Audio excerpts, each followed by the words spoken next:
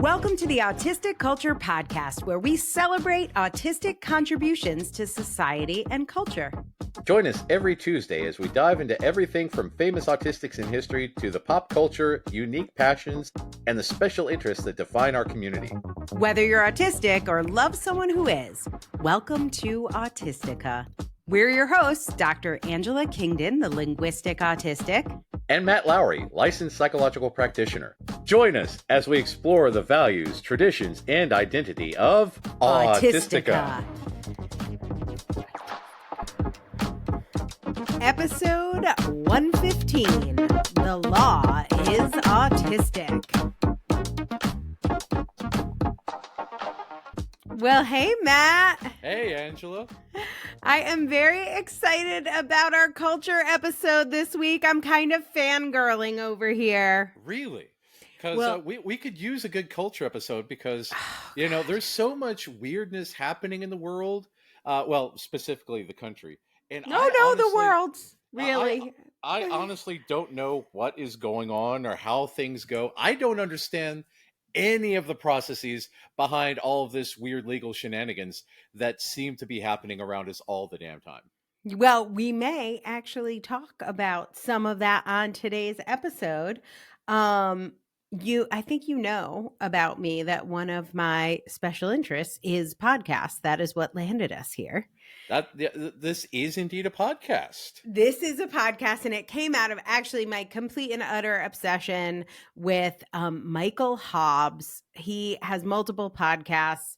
I love them all. I know there are other Michael Hobbs fans out there because you often find me. We find each other. A person may be my special interest, and I might have some like parasocial relationship with him and his podcast. But listening to Michael Hobbs, particularly on the Maintenance Phase podcast, which was how I found him, although I also love many others. Including this one. He's not on this one, but I do love this one. Other Michael Hobbs podcasts. But then I started listening to all these podcasts. I listen to over 2,000 hours a year of podcasts. It's a lot. That's almost as many hours as there are in a year. Yeah. If you worked for a really abusive law firm, they would probably make you work 2,000 hours, 2,000 billable hours with clients. So that is basically my commitment to podcasting. And it was in those 2,000 hours, it must be 3 or 4 years ago, that I found Meet My Autistic Brain, which is... I've heard of that. Yeah, everyone has heard of it. Everyone who's anyone knows this podcast. If you don't know it, you're crazy. Go listen to it right now. All the episodes are 15 minutes. The host, who you are going to meet today, and I can't wait to introduce you to her, she breaks it down. She's a late diagnosed autistic woman. She's on all the socials as an autistic woman. Oh. And she explains in such simple and easy to understand ways different aspects of being autistic that, especially if you're a late diagnosed woman, you're I must tell everyone. So every time an episode would come out, I would send it to 15 people that I loved because I'm you must understand this about me. And it's only 15 minutes. Please listen. This is the way. It is. It's so good. So Susan is the host. She doesn't know it, but we're already very good friends because we've spent so much time together. She doesn't even spend time together. She doesn't know. That's how I meet all my friends. Exactly. I'm your secret friend. Yeah, that basically explains you and Dan Aykroyd and George Lucas. Very close with both their of house, them. eating snacks. Right. Everyone does. Correct. So when I got Susan's bio to be on this show, which I'm so grateful she agreed to be on the show, I learned something about her. So she is, what I was going to tell you is that she was a judge. But now what I could tell you is she is a newly retired judge. Oh. So I got news right in the bio. So Susan is a newly retired judge and an attorney in Scottsdale, Arizona. She worked in the municipal courts handling crime misdemeanors, traffic cases, protective orders. I've had one of those.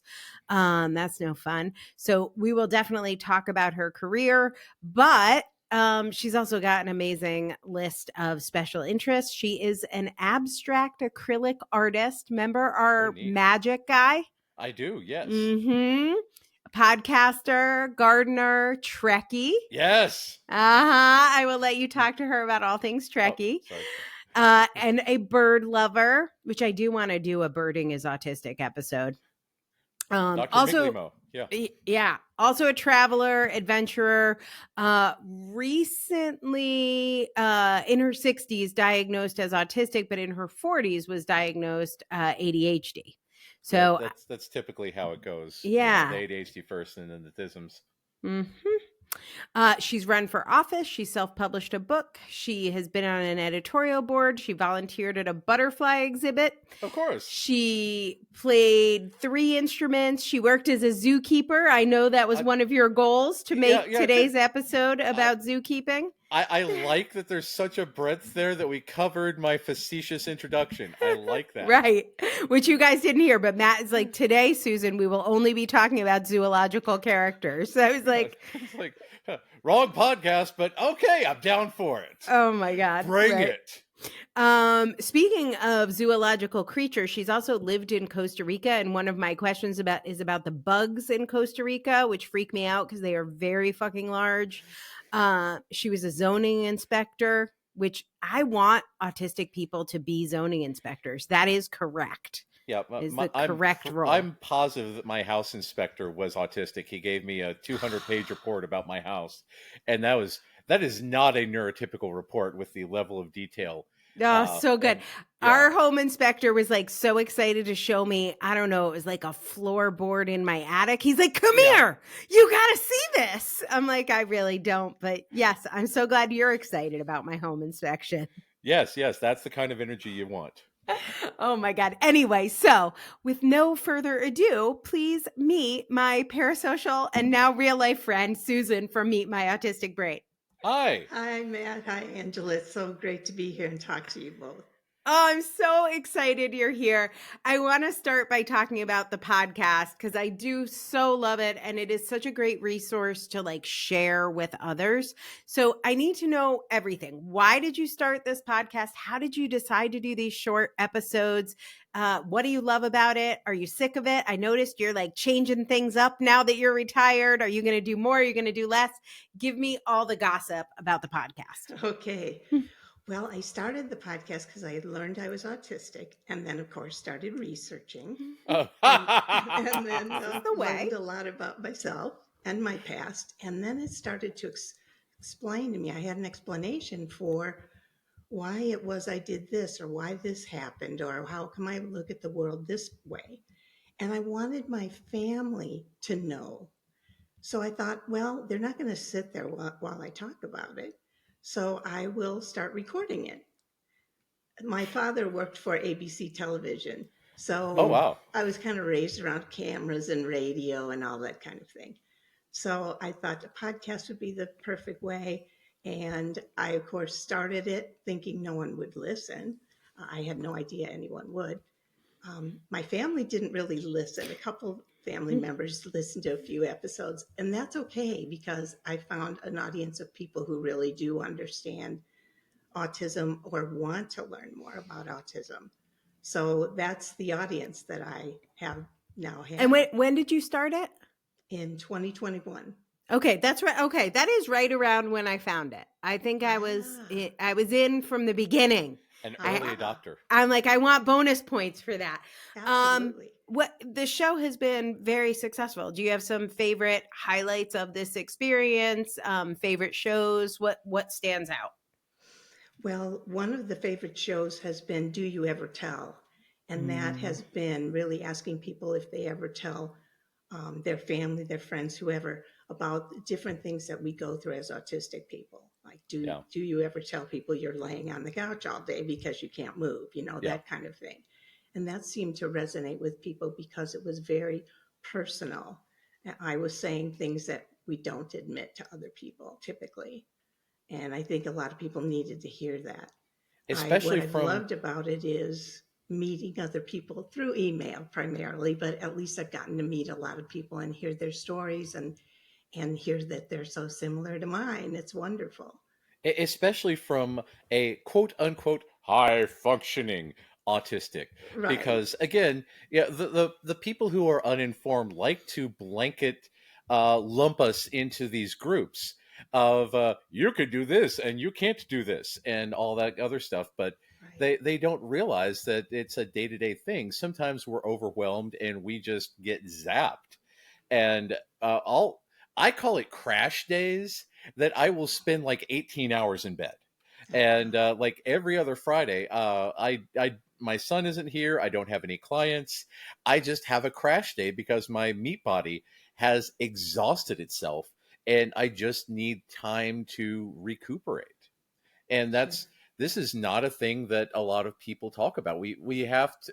It seems I have this perception that working in, especially in the mental health field, we have to be on all the time and be productive and be citizens and all this other stuff. But this is the downside of it. We burn so much energy that we absolutely do crash like that. And there's a lot of stuff. We have a lot of great upsides, which we cover here on the podcast, but there's also a lot of stuff that is out there, and everybody knows about it, but we don't really talk about it as much as we need to. No, and in some cases, we're not even aware Mhm. of the kinds of things that affect us. I have blinds like you do, Matt, and I recently had some shades put in front of them because here in Arizona, it's hot even with blinds. Yeah, And the shades, are just the regular kind of vinyl shades. And as I was lowering the shades as they were installed, I felt this calm come over me. yeah, And it was because I Mm. wasn't seeing the lines on the blinds. yeah, yeah, And yeah. who knew that was even bothering me? I And that's the had thing. no idea. Yeah, because we unconsciously process so much data. We are in a swirling cauldron of chaos all the time, and just getting rid of this visual clutter. It's it is meaningful. There's Mm. so many things that we can do as autistic people to live healthier autistic lives, and we don't even know that those things are options. Right. Yeah. And I think you talk about being a therapist and the expectations that people have that you're always having a good day. But for a judge, I can only Oh, imagine the pressure is times that like you are definitely not allowed to have a bad day or be a person. I almost don't think of judges as people. I sort of think of them as Lego characters. Oh, You're no. just like, you put the information in, they get the forms, you're supposed to process them, and then you have to come out with the correct answer. There's Yes. not a lot of humanity in that job. Right. When it comes to the basic part of it, that is true. It's just the same thing over and over again. The only thing that makes it more interesting is that there are different people each Mm. time with different stories. And then we have to tell who's telling the truth and who's not telling the truth.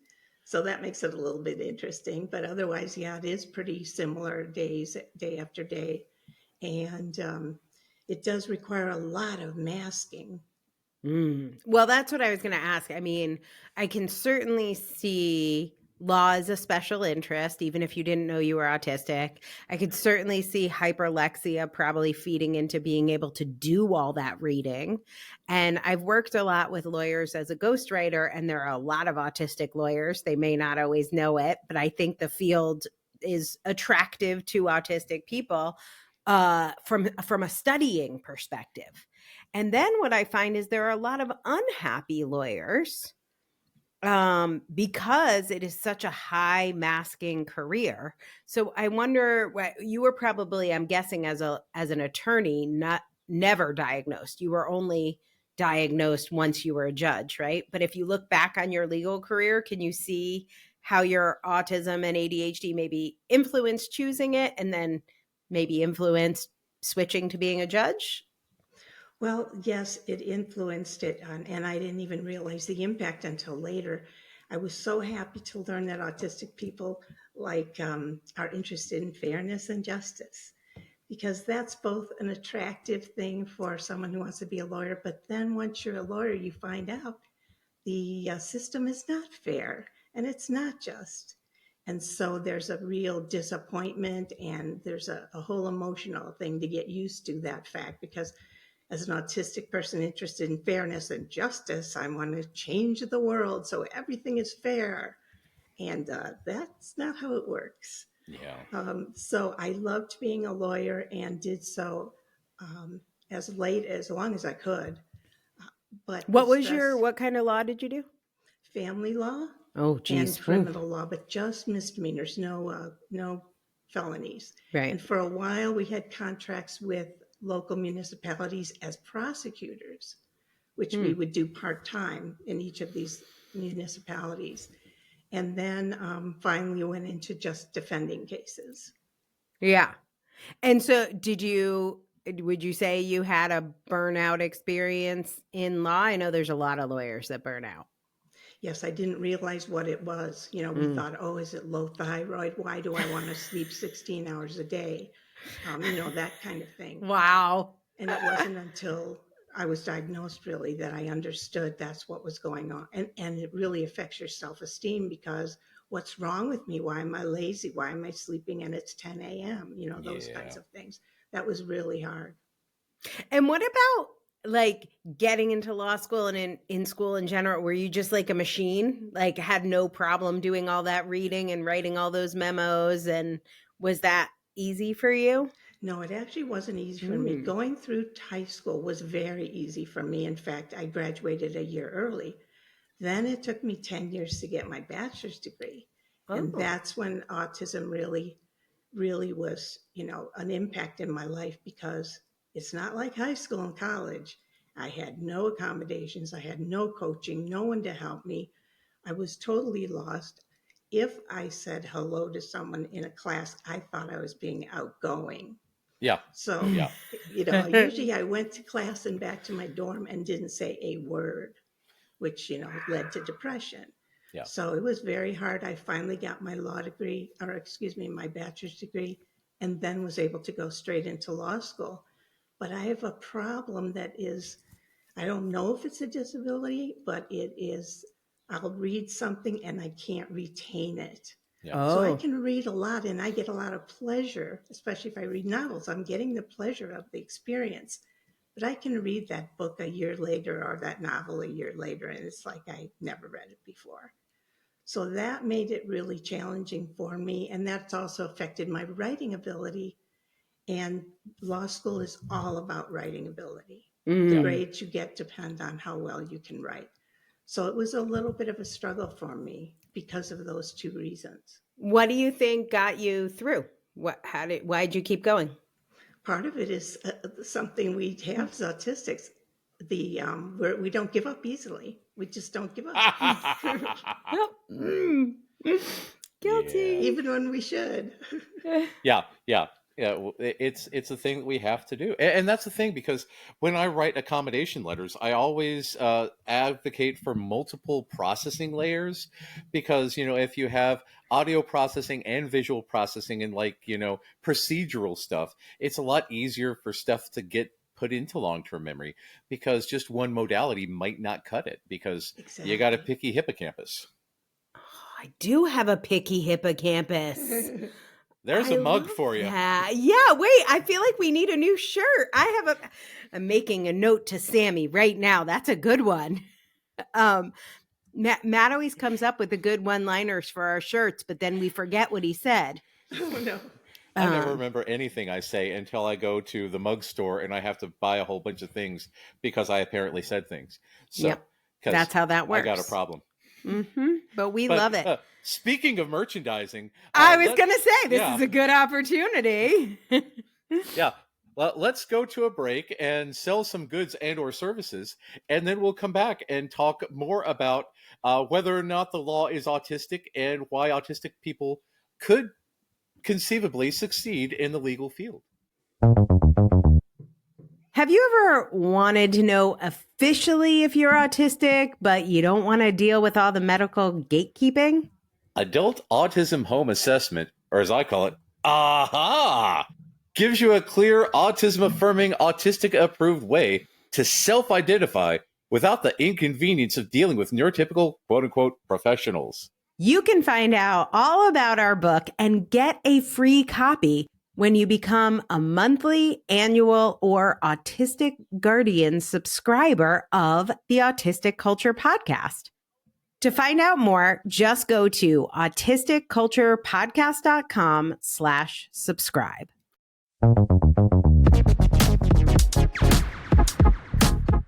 All right, we are back. This is Dr. Angela Kingdon. I am here with my lovely and talented co-host, Matt Lowry, LPP. And our guest today is Susan from Meet My Autistic Brain. And we just got to talk about your life and make sure people got to know you a little better. But I want to talk about the law. And why do you think that autistic people excel or gravitate towards the legal field with such regularity? Well, there are a lot of reasons. And one is that it's very structured. So autistic people love structure. The structure includes systems and procedures, which are also things that autistic people love. We do indeed. I do love a good system and procedure. Yeah, systems and procedures are wonderful. There's black and white thinking, which can be a downside because there is a gray area in the law. But it's great if you're a prosecutor. So for that, it works really well. Or if you're someone who's writing contracts, for example, that's a great time to be a black and white thinker. We're good at analysis. We love analyzing. We love research. That's another thing. So much of the law is research, and we love researching. In fact, I think we often research more than the average lawyer, which gives us an advantage, actually. Oh, I can imagine, yes. Yeah. And problem solving and strategic thinking. I love strategy, and I've found that a lot of autistics like either movies that have a strategy or games that involve strategy. Oh, yeah. And I think even in my normal daily life, I'm looking for a strategy on how to handle, one thing or the other. So, well, that's the thing. Because of our neurology, we don't develop habits. We develop strategies. Neurotypical people do things on autopilot, like wake up, brush your teeth, go for a walk, all this other stuff. But we can't do that. But we have systems. Like I wake up and I go ahead and make my coffee because I know that the time it makes to make the coffee is the exact amount of time that I take a shower. So I will put on the coffee and then go take a shower, and they'll come back and pour my coffee and drink my coffee, unless I also have focaccia bread, in which case I will turn on the oven at 400 and then go make my coffee, go take a shower, come back, pour my coffee. The oven is now preheated, and I can put the focaccia bread in, and I will drink the coffee while I eat the focaccia bread, and then I will come here and try to do email before I do my day. Correct. And it's not habit, it's a system. Yes. And everything is intricate because it all works after each other, and it's taken a lot of time to make these systems. And oh my God, I love a good system. And that's the other thing about the systems that we create is that they are often trial and error, because what happens when you don't have a good system is unpleasant. Exactly. There's always a flaw that can be fine-tuned so that we as autistic people live these clockwork lives that outsiders say, "My, how rigid that is." And you're like, no, I've been tinkering with this for years, man. So yeah, it's so that's actually one of my questions about legal systems, because I have experienced the legal system through the lens of a very long divorce. I think 16 years of visits back and forth to court. We're done now. I think we're done now. If we're not done, we have some other problems I don't know about. But there were systems. I mean, it is very clear to me now what the systems are. And sometimes I translate to Matt. I'm like, here's the system. It's really stupid though. Yeah. And there is no tinkering. It's like somebody came up with these systems and bless their hearts, I'm sure they were a good idea, but they're often not very good systems. And you as a lawyer, or I'm guessing even as a judge, don't have much say in them. Right. The legal system is very resistant to change, very slow to change. I think the system was set up to benefit the participants that are not the clients and defendants Yeah. It's more for the attorneys. It's based on the old English system. It's based on the idea that there was a king. And so, we care about what the king thinks at less than we care about what the people in front of the king think. Ouch. Yeah. A top-down socializing aspect. Oh my. Exactly. And we don't like that as autistics. We prefer Indeed. the bottom-up approach. So Very much so. yeah. And I think there's a lot of unfairness, which is part of the frustration that autistics feel going into the law when it isn't practical. I joke about the fact that I don't suffer fools. And that what I mean by that is, these silly things in systems that people have come up with are procedures that seem unnecessary. I don't do well with those. If I can, I try to change them, if I can. Yeah.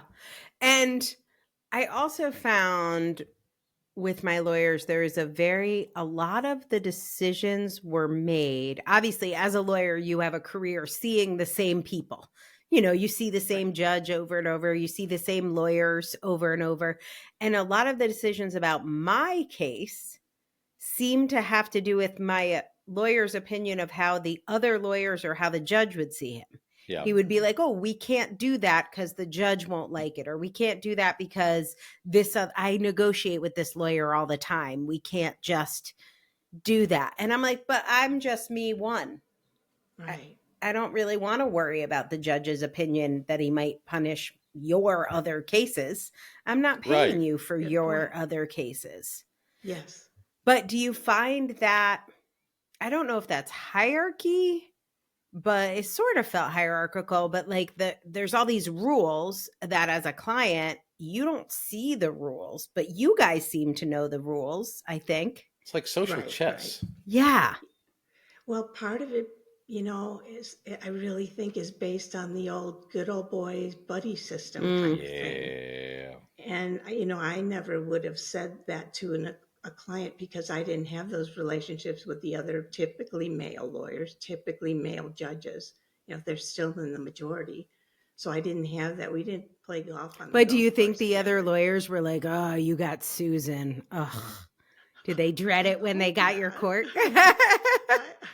As a prosecutor, they called me Mad Dog. So, oh, but that was because I was black and white thinker. So, this is the rule. We're sticking to it.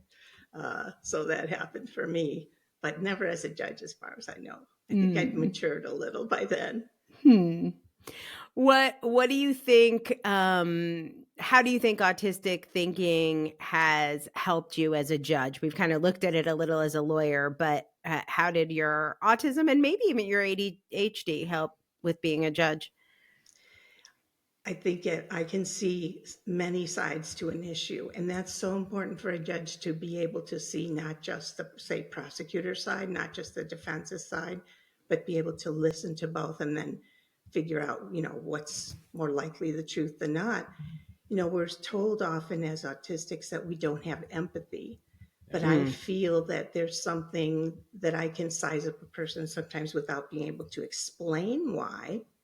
But it just happens organically. I can see someone in front of me as a judge and understand where they're coming from, see what I pattern can't tell matching. You, maybe they squinted their eyes, so that meant they were lying or something. But I just know whether. No, but you've probably seen 400 whatever traffic tickets, and you know that people stand with weight on their left foot when they're about to make an excuse. Yes. But you're not necessarily consciously, like you couldn't write that down in a book, but we're pattern matching all the time. Yes. And when you see it, it is like a form of empathy. It almost feels, to me, when it comes to book writing, because I've helped like 2,000 people write their books. And I know what the book is before they write it. I've just done this so many times. I almost feel psychic. I'm not psychic. I know it's pattern matching, but it almost feels psychic. It's called matrixing, where you pull in a whole bunch of seemingly unrelated data to cobble together a picture of it. And again, that's why we appear psychic, because we suck in so much ancillary data. that seems unrelated, but because you understand the patterns, you're able to say, well, this happened, this happened, this happened, this happened, this happened, this happened. And this is why when I do autism evaluations, I can tell within about 5 minutes whether or not somebody's autistic. And then I make them cry because I point out all these things that they're doing. I was like, yeah, you're autistic because this, and this. But we have to write a 15-page report. So let's gather some data, shall we? So, yeah. Let's talk about you were diagnosed kind of in two tranches. You were first diagnosed ADHD, and then you were diagnosed as autistic later. Did you ever ask for any accommodations? Did anything or do in general, do you see lawyers or judges asking for accommodations in any way? No, I don't see anyone, whether it's a participant in court, a judge, a lawyer. Lawyers don't admit it. I mean, a judge would never admit it. I've never known a judge admitting they are autistic or even having ADHD. Wow. Lawyers do not. It's completely, again, we're resistant to change. That's not the typical. You would think lawyers would be more accepting of people, but no. When it comes to that, no. It's the old standard that if you're autistic, it means, and then fill in the blank. Until automatically means intellectual disabilities. It does not. So there are those biases out there. So no, it's all under the radar. And I never admitted it at work. Did people ever listen to your podcast? Did people figure it out? You have a very distinct voice. I think I would know if I showed up in your courtroom. I think the only people who would listen would be autistics. Well, but yes. I went by the Autistic Woman purposely so people wouldn't be able to know who I was, because I didn't know that it would be well received. I don't think it would have been. And so you never got called down to HR? No one was ever like, no. Yeah. They might have thought I was weird, but just didn't know why. Earlier this morning, I was recording chapter 2 of our book for an audiobook, and covering a lot of the reasons why people might not want a medical diagnosis of autism on their record. And a lot of it is legal stuff, legal repercussions, because of a bias of ableism in the court system.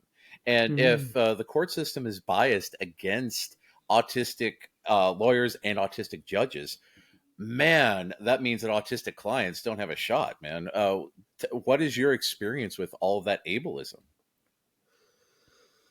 Well, I think it's why I've kept it, quiet, because even though we're given classes about inherent biases and to be aware of our own biases, the subject of disability doesn't come up in those classes.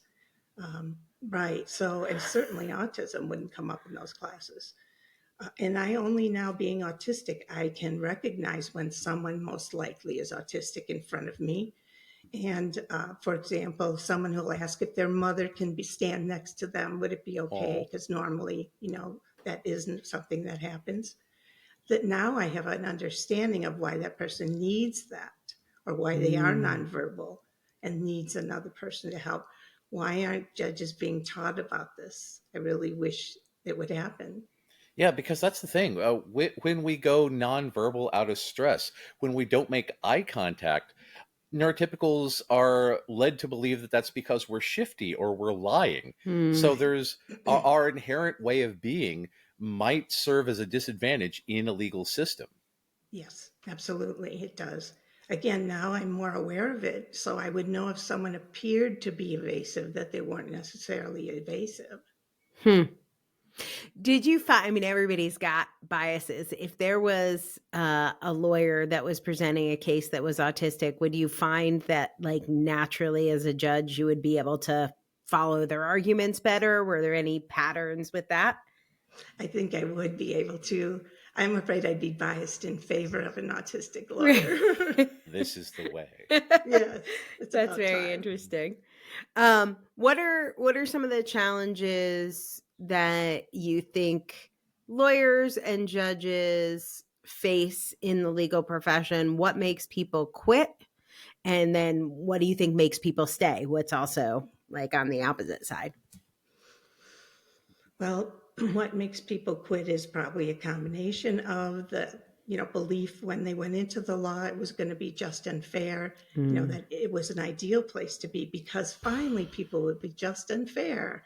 And then finding that out is pretty devastating because when you go into the law to, have a fair system and find out it's not, it's pretty hard. There's your whole life, toward this one thing that now turns out to be different. I think there's also the stress, the masking, and the stress. And every time you walk into a courtroom, you don't know what to expect. Not exactly. Each judge may interpret the law differently. I used to tell my clients what the law was, and then I'd say, but anything could happen Yeah. because we don't know what a judge will do regardless of what the law is. So there's that unpredictability, that frustration that comes from being a lawyer. Yeah. And that activates expectation sensitivity to the nth degree. Yes. And there's a lot of burnout anyway for lawyers who aren't autistic. Yeah. So Right. autistic lawyers are going to have an even greater challenge. Oh, yeah. How did you make the decision to move on to being a judge? And I don't know in Arizona, is it an election? Did you have to run for It judge? depends. In rural counties, we have elections. Huh. But in the cities, they're just appointed. Judges are appointed. And you just get a phone call one day? Hey, do you want to do this? No, we have to apply for it. You apply. Okay. Yes, you apply for it and then are interviewed by 5 people at a time, which is a nightmare for an autistic person. It's terrible. Yeah. What made you apply? What made you think this would be fun to mix it up? Maybe some novelty seeking. Yeah, I think it's partly maybe just something I can't explain. Just, it's the thing you want to be when you grow up as a lawyer, sort of. But is it a promotion? Do you make more money as a judge? I always feel like lawyers might make more money than judges. Lawyers make more money than judges, right? Yeah, because we're paid by the government, so we get paid less. And it was a unique opportunity to use my experience, having seen the prosecutor side, having seen the defense side. So I knew a lot about each point of view, which I felt like made me more well-rounded as a judge. Do you think there are certain areas of the law that are more well-suited for autistics? Like, is being a judge a better job? Is being a contracts lawyer or a corporate lawyer better? What do you think specialization-wise? And I don't know if it's because of ADHD, but contract law, for example, would be great for an autistic person. But for me with ADHD, I could do it for a certain amount of time and then it would just be too boring, quite frankly. To write contracts over and over again would be difficult. But the intellectual property is interesting. When it comes to trademarks and patent law, you have to have been an engineer or a scientist. Oh, that's interesting. Those fields seem to attract a lot of autistic people. Yes. Yeah. Family law is challenging for an autistic person. That seems like the worst to me. Because we're sensitive. Again, that's something people don't understand. We're very sensitive and pick up on other people's emotions.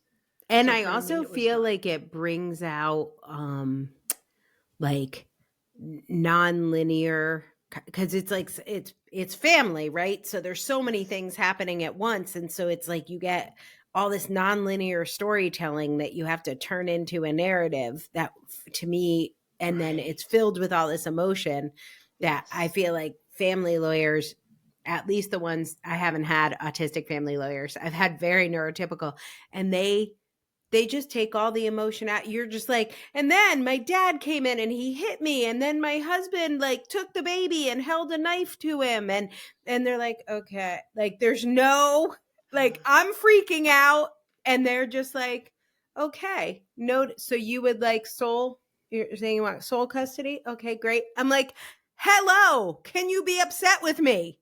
Yeah. And they usually will not be upset with you. No, that's a good point. As an autistic person, I think I was more empathetic. I made sure they knew I was listening. I think if what you're describing sounds like the person was hardly listening. Yeah. Right. No, my lawyer really listened, but I wanted him to be, so like it was none of those things were what happened to me, but what happened with me was like so egregious, and it was very clear, if you heard my story, it would take 5 minutes to listen to, that you would give me sole custody. So my assumption was I would meet with a lawyer, then we'd go in front of a judge. I would tell the judge my story in 5 minutes, and they would say, yes, here you go, full custody of my 2-year-old. We never got to the point where I told my story. And I was like, because there were so many other things, like, is this the right jurisdiction? And I was like, okay, we'll get through this. And then his lawyer filed a motion to dismiss in limine, except for in DC, they don't have that motion. It was a Maryland motion. So then we had to file a motion to strike her motion. And then she refiled a motion. I'm like, I need my kid right now. Yes. It is a fucking emergency. Yes. And then absolutely. my lawyer would calmly explain what a motion in limine was. And I'm like, stop explaining and get me my kid. But that was not the process. Right. And I that makes it never hard. really just I'm like, I just want to tell my story the right way. And he was like, no, I'm going to ask you a question. You're going to answer it briefly. Right. I'm like, I don't want to answer it briefly. I want to tell my whole story. Like, that's not the show. Yeah. And that makes it very frustrating because in family law, you think it's going to be more family oriented. Yeah. That's why we call it family court, right? And yet it isn't. It's still all about the legal procedures, but sometimes not as much about the human beings involved. Yeah. And it is definitely not like what you see on TV, which is what I expected. Yeah. I feel like I got shortchanged. We're going to take a break. When we come back. Oh, you want? Yeah, go ahead. Before we go to break, I've got to get this out of my head because there's this thing we call echolosia, right? Where you have this thing that keeps repeating in your head over and over and over again. I have that thing. Noted probable autistic person, definitely parent of an autistic kid, Sylvester Stallone. In Judge Dredd, he screams, "I am the law." So every time we've been talking about the law for the past 20 minutes, this has been screaming inside my head. No. So I have to get it out. Would you like to do it? You could do it a couple times now. I am the law. I am the law. I am the law. So yes. Matt will be doing that while we go to break. We can now go to break, and my brain has been relieved. Thank you both. Hey, clinicians. Are you looking for an affirming way to assess autism and ADHD that bridges the gap between self-identification and formal testing? NeuroPebble's diagnostic assessment training for master's level clinicians is here to help you confidently navigate assessments. This course prioritizes lived experience and understanding the nuances in the diversity of traits. You can even get 7 CEUs if you need them. Start today at bit.ly/neuropebble and take the first step towards transforming your practice.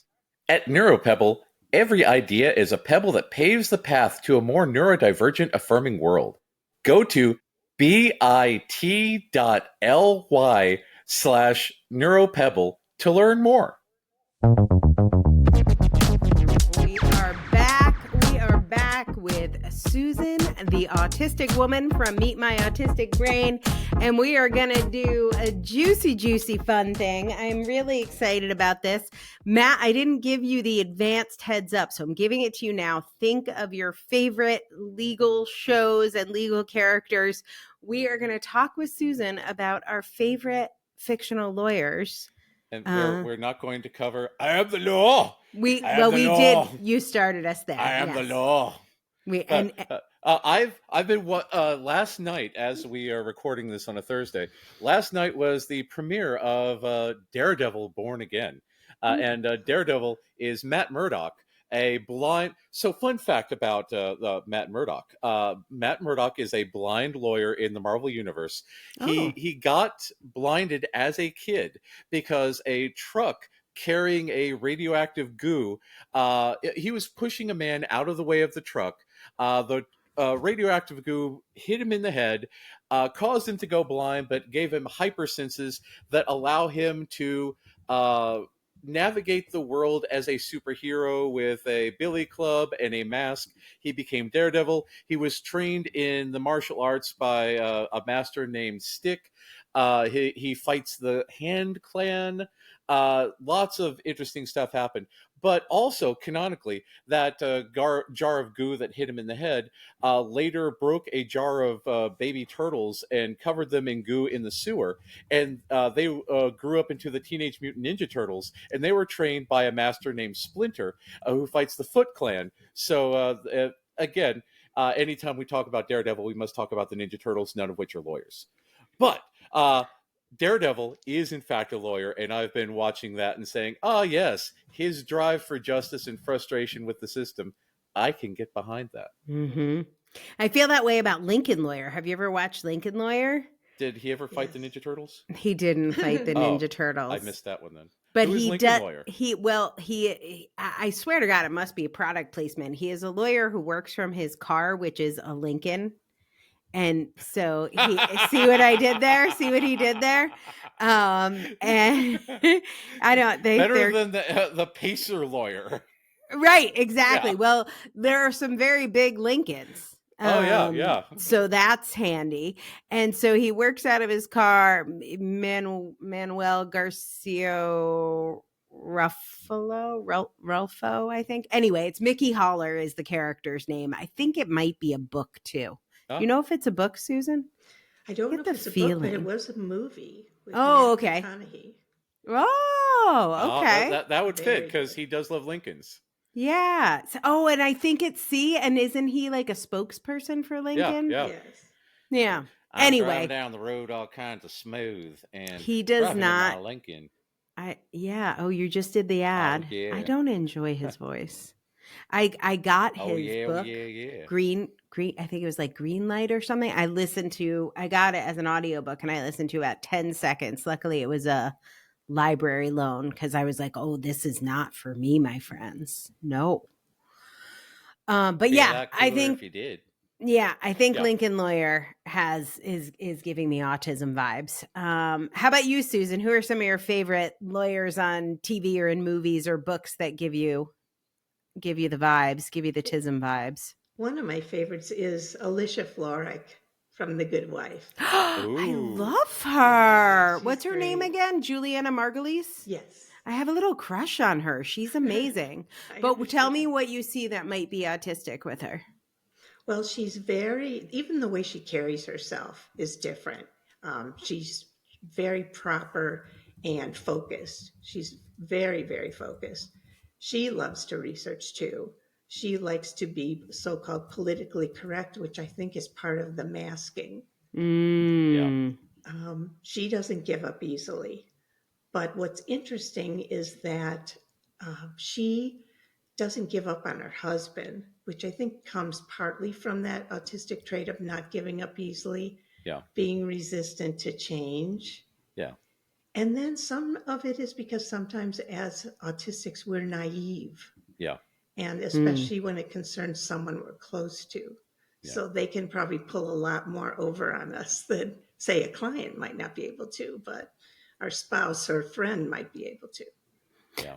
So she's definitely that. I love that she'll stand up for things in court without understanding the repercussions. And that's where the fact that she doesn't have some social skills seems to be more obvious. She doesn't always know, you don't say that. But she believes in justice and fairness, so she's going to say it. Mm-hmm.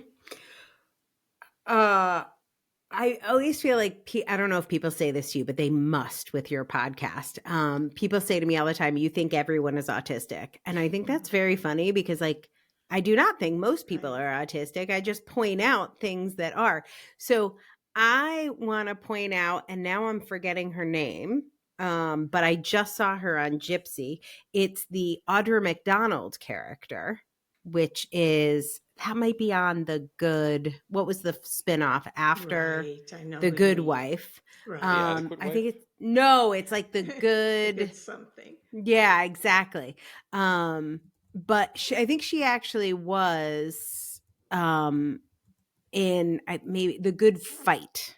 The Good Fight. That sounds right. Is the spinoff show, and her character is not autistic at all. Right. Like that That is what neurotypical looks like. Enjoy for people who get mad at me for not pointing out things that are neurotypical, which are most of the things, everyone, Right. most of the things. Yes. Sometimes a person may have a trait, Right. an autistic trait, but doesn't make them autistic. Yeah. Yeah. Okay, we have to talk about Elle Woods, from the character from Legally Blonde. It's a movie. It's also a Broadway show. I did the Broadway episode and I mentioned her, but this is probably the one that people email us the most about. Please do a show on Elle Woods. Yeah, it has been frequently mentioned among the people that I see specifically. So, yeah. Lay it on us. Is Elle Woods autistic?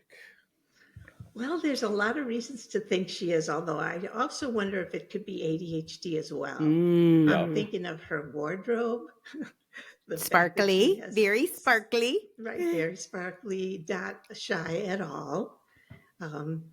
She likes a lot of different things. She has that dog with her all the time, which maybe that's autistic. Maybe that's her, right, her guide dog or whatever. Yeah. What are some of the things? Because I think your podcast, Meet My Autistic Brain, I think it's great for anyone who's autistic or loves someone autistic and wants to understand the traits, but you do specifically address female autism traits. Yes. So I think the reason why, and people got very adamant about Matt and I doing a show on Wednesday. I don't know if you remember that. It was a couple years ago. It was a show and people were like, you must cover it. She is autistic. And Matt and I both watched it and we're like, I don't see it. I still haven't watched it because of PDA. Okay, that's true. You watched clips, Matt. You watched clips. We talked about it. Yeah, it'll be on my gravestone. He watched too many clips on Facebook of her dancing, and he still can't watch it. But when I have seen many people play Elle Woods, I have seen the show, I've seen the Broadway or the movie, the Broadway show, but when you said ADHD, 100%, I see that. Yeah. But I'm like, why do you keep demanding I do? I don't have that much to say. I can't do a whole show on Elle Woods. I don't see it. But I notice about myself, because I was not a high masking female. Like when you do the traits of female autism, I'm just like the straight up, I'm the other kind. I'm the extreme male brain kind, apparently. I didn't do any of the girl things. And so I'm like, maybe I'm not into Wednesday or Elle Woods because I don't have a lot of the traditional, like, female, we didn't catch your autism. What do you think are some of those classic female autism traits? I know you've talked about them on the show. The classic ones. Well, let's see. It is hard for me to imagine what it is for a male autistic person. Well, I think I like trains. I was Cincinnati, Ohio. I took up a lot of space. I was super loud. I was always getting fired. I was always getting kicked out of places. And they talk about how a lot of times women, and I think maybe Elle Woods' character does this, is like they're often into like fashion as an example because they're observing how do other people dress. Yes. I forgot the observing stat, like and faces. I think there's a thing where like she practices her face. She does a lot of practicing. Mm-hmm. I didn't do any of the practice. I probably should have. I would have gotten fired less. I didn't do the practicing either, but for me, makeup is also, I've spent my whole life trying to get the right kind of makeup. Convinced I never have, but I have, that's been something because I want to look like other people. I do think you're right with the clothes. It's a big deal that, we want to fit in, so we'll wear those clothes. Playing with dolls. See, I loved playing with dolls. But I have friends who wouldn't go near a doll except to rip off its head or something. So, there are some, I think trying to be social is more of a female autistic trait, working harder to be social. But it seems like women have to work harder. And wanting to be liked. Wanting to be liked. I didn't have that one either. No one liked me. Except for the people who liked me, who really, really, really liked me. And then the lot of people who hated me. There's And that. and Simon noted that she hyper-focused so much on how to win back her ex-boyfriend that she went to Mm. Harvard. Like it's hard. Yes. Mm. Yes. Oh, Yeah, it that's a good never point. occurred to her that she wouldn't get in. I mean, Yeah. she was just sure It's she like, would. yeah, he Right. did that, so I will do that. Right. Exactly. I think that's either ADHD or autistic thinking. Right. Because I would just say, I want to do that. Okay, I will. Yeah. And then find out I couldn't, but at least I tried. Well, that's the thing. It's like, you want to do a podcast? All right. You want to write a book? Sure. Right. Why not? Yeah. That sounds Yeah. interesting. It's like that. Yeah. That's like it's hard. Yeah. We'll just go ahead and do that. I We'll don't just see any do that. problems. Research it a little bit. Yeah. Exactly. Things happen every day. That's my whole philosophy. I'm like, people less smart than me have figured this out. I'm sure I can figure this out. I know someone less smart than me has done this. Okay, I want to talk about one of my favorite legal shows. I don't know how you'll feel about this one. Yesterday, she had a day. She is the princess of my heart, Meghan Markle. I love the show Suits. Yes. And I feel like that has so many autistic traits in it, so many characters. Talk to me about Suits. I love that show. Well, I'll admit to having watched the entire 9 seasons twice. So I don't have that on you. Oh, I know. I think it's a great show. That's why I like it so much. She was, I don't know if you'd call her autistic, but she had that, not willing to give up easily and being hyper-focused, definitely hyper-focused on the law. And then who was the guy who, I feel like he maybe didn't go to law school and sort of tricks his way in, but he's got this photographic memory and... Yes, and that's what's amazing, too, that he didn't even care about walking into a law firm and trying to pull it off that he was a lawyer. And because his brain just absorbs everything that he would read or observe or talk to people about, he could remember. And then the autism might come into play where he can put all of that together and make sense out of it and use it strategically. He definitely was good at strategy. Yeah. Who else? Other characters on that show that you have? Their boss, what was his name again? Was that Harvey, the boss? Yes, yeah. Harvey.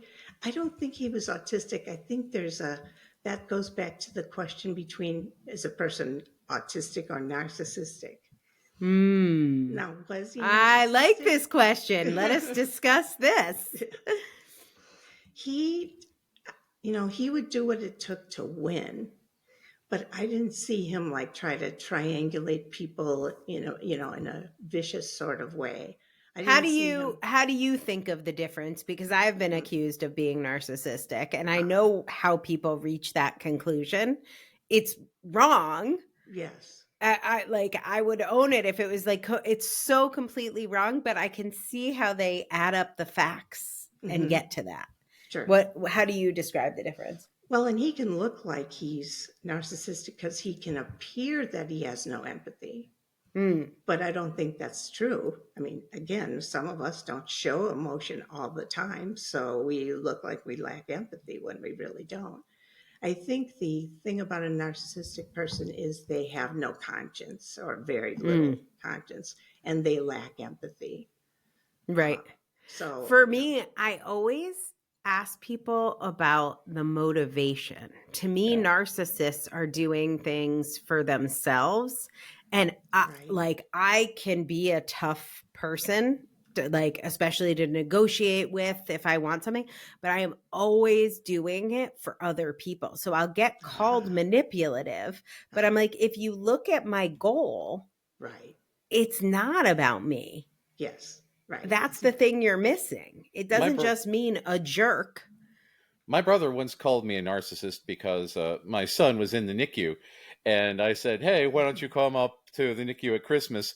Because it was Christmas in the NICU instead of going to my mother's house for Christmas. And he called me a raging narcissist because I wouldn't go to my mother's house for Christmas and spending It's always about you. I was so selfish that I was spending my time in the NICU instead of with my quote unquote family. Wow. Right. How dare I? I still haven't forgiven him. Fuck you, Brett. Go on. It's true. That's But it's amazing. like that to me is the thing I'm always looking at. And narcissists don't even know to think to do stuff for other people. They're not going to be worried about it or ask it. They're Right. just thinking how No, to play it to themselves for it doesn't themselves. even occur to them that someone else has feelings they should consider. Yeah. It doesn't even occur to I think them. that's why it's so frustrating because like justice and like fairness for everybody is so at the core of who I am. And I'm like, Yeah. that's so the opposite of what I'm doing here. Sure. That'd be a good test. If a person's interested in justice and fairness, they're probably not a narcissist. I think Yeah. we talk about this a little on the Apple, the Steve Jobs is Oh, yeah, autistic yeah. episode, because people always describe him as a narcissist and like the worst boss. Right. And I'm like, look at what he was trying to do. He had a very specific goal. It was about the mission. Right. Yeah. It wasn't about, and even like, I am not a fan of Elon Musk's at all, 0%. But a lot of times people will talk about his billions and how he's trying to acquire billions. And I do not see that guy as money motivated. I Interesting. really think, and obviously he's not money motivated, Sure. but I can see how he has this mission. He has this vision of being an interplanetary species that like, I know he was obsessed with like civilization and risk and a lot of like world building games. And he just got the idea the way you build the game is we have to be an interplanetary species. Not saying I agree with this, but that is his conclusion. And he is playing the game to win for the earth. I think he's nuts and it's not how I would play the game, but I can see he's not a narcissist. He thinks he's wackadoodle do. Well, he also calls us the Parasite class. Oh, Yeah, that's 'cause- right. Yeah. Right. Because Yeah. Yeah. Because we're communitarians and think like maybe we should Yeah. help each other and not just be the survival of the fittest. Yeah. Yeah, it's dark. It's bleak. Yes, it but is. but yeah. Anyway, let's talk about another TV show we love. Do you Oh. like Boston Legal? I love that show. Okay, what do you got on Boston Legal? Let's give us some juicy stuff. Oh, the part that Denny Crane, that's amazing. Because I see he could come across as either, I suppose. But again, I don't ever see him do anything out and out mean just for the purpose of being mean and watching how people react, which I think is something narcissists do. They try to set something up to put people in a bad position and then kind of get pleasure out of it. I don't see him that way. And he can appear unemotional. But Wait, again, I don't. and if we're talking about Denny Crane, is this where you and Matt get to talk about Star Trek? Isn't that William Shatner, if I Yes, it remember is. correctly? Yes, it is. Would you like to say anything about William Shatner? Me? Yes, you. Oh, I think he's an amazing man. I'm always impressed by what he's doing next. You never know with him, but there's always going to be a next. Was that Star Trek your favorite Star Trek? Do you have a favorite Star Trek of all the Star Treks? Well, that was because it's the original, but also I like the Next Generation as well. I'm a Next Generation yeah, girl. Yeah. Mm-hmm. Yeah, Those are both we great. did a.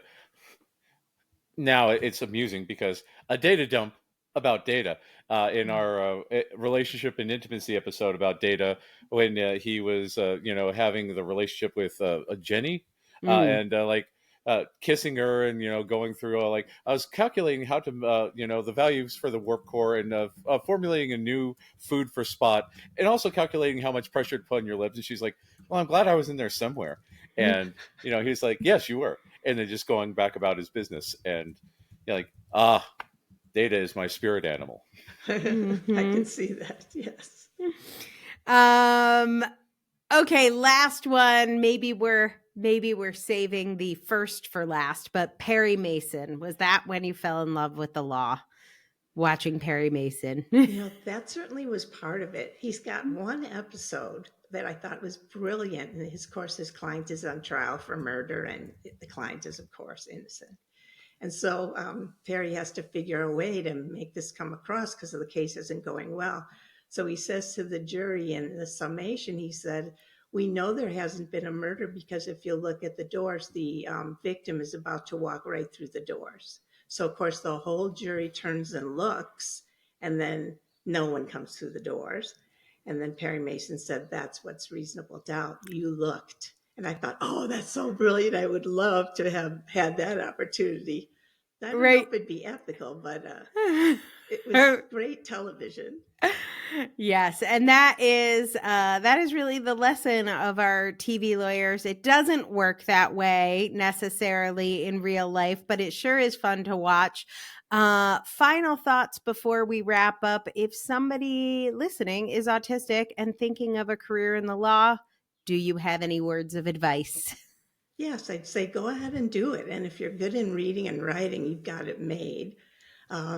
Just a person has to be aware that all the justice and fairness has to be, considered as something that you'll be fighting, that feeling inside of you that everything's supposed to be just. It's not going to happen overnight. Maybe that's the ADHD thing, but it doesn't happen overnight, but you can make a difference. The systemic change is tough. Yes. Yeah. Yep.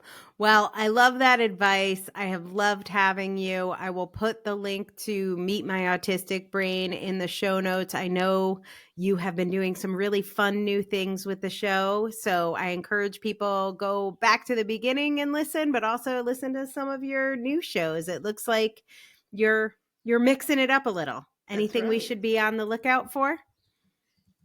Let's see. Well, there's going to be some great interviews this year. They're all autistic authors. Oh, good. Love it. I love talking to autistic authors and giving everyone a chance to learn about their books. Love it. I've been loving that. There's one episode that you had on an autistic author who wrote a communication guide.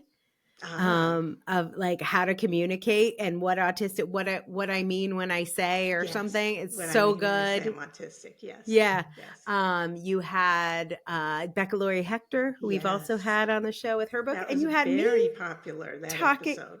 Yeah, Becca's book is amazing. Yes. So yeah, great episodes. I've been loving all the interviews, and I'm excited about your retirement and having even more content to consume. So thanks so much for being with us, Susan. Thank you both. It's great to get to know you a bit. I really enjoyed it. I love it. Matt, I have been talking this whole episode about how much I love Susan's podcast, but I also wanted to give a shout out to our amazing producer, Simon, because I was just before we recorded listening to Simon's latest podcast of the Neurodivergent Experience. He does a show with his best friend, Jordan James, who is also known as the Autistic Photographer. And this morning they were talking about, you have to listen to this one. It's right up your alley. Acquiring collectibles in their special interests. And yes, and I have thought about how many times on our breaks between recording episodes that you're looking out the window for the delivery driver to bring you a sword or something. Lego. There will be Legos and a micro galaxy set from Star Wars. So yeah. Yes, I love it. Well, you will love this set. It is called Shiny Things. Autistic Collecting and the Accumulation of Special Interests. Yeah, it was basically the episode that you have been waiting for your whole life. My favorite episode, and when I fell in love with Jordan and Simon, was they did a series of episodes on alexithymia, which they call alexithymia, I think, because they're British. They also mispronounce aluminum, so we'll give them credit. I know, British people. That's the way. But exactly. But they talk a lot about their own experiences with their diagnosis. Their friendship really evolved during the show. And I love watching like dudes connect. It's very intimate. They're very honest and hysterical. They always make me laugh. And when I met Simon and Jordan, we were both speaking at a conference called Autistic Minds. When I met them, I already felt like I knew them too, but they hadn't listened to my podcast either. So this is just me collecting my parasocial friends in real life, which is awesome. apparently what I do. But anyway, you guys should check out the neurodivergent experience, including you, Matt. Make sure you listen to their Shiny Things episode or listen to their alexithymia and dyspraxia episode if you want to hear my favorite. By the way, my favorite episode of Susan is her episode on hugs, which I probably literally sent to 100 people. It's so good. I love podcasts that are just really honest about what's happening. Yeah. So I know you will love the neurodivergent experience as well. So that is everybody's assignments. I'm giving you a lot of things to listen to, but obviously keep listening to our show too. That right? sounds like a plan. Absolutely. Absolutely. All right. Well, thank you again, Susan. We are going to be back on Friday with an advocacy episode that you might need to hear. I think that's all I got. Matt, you got anything else? I am the law. Yeah. Okay. You're the law. Thanks, everyone. We'll see you next week. Have a good one. Thanks for listening to the Autistic Culture Podcast. If you enjoyed today's episode, don't forget to check out our advocacy episodes every Friday, where we explore important issues and share strategies for living your best, most authentically autistic life. And for even more autistic culture, consider becoming a paid member for exclusive perks like Q&A calls live with Matt and I, a virtual writing circle, and our new self-defined living course by Becca Laurie Hector. Fun fact, it costs us about $8 for every minute you hear or see us on the podcast, but our member pricing is just $8 a month. What a bargain! Buy one, get 500 free. Seriously, if you could afford it, we would really appreciate your contribution. It makes this all possible. And of course, the best way everyone can support what we're doing here is to rate, review, share, and subscribe on Substack or your favorite podcast app. This is the way.